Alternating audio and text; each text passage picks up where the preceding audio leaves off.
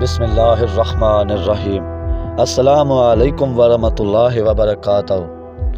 مولا علی علیہ السلام کا لکڑی کو بولنے پر مجبور کرنا۔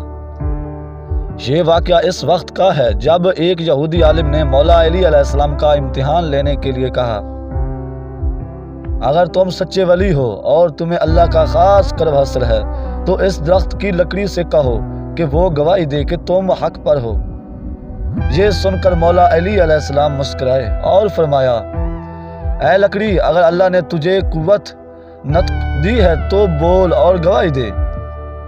اسی لمحے اس خشک لکڑی میں حرکت ہوئی اور اس نے بلند آواز سے کہا، اشہد ان لا الہ الا اللہ واشہد ان محمد رسول اللہ واشہد ان علی ولی اللہ وحجتہ۔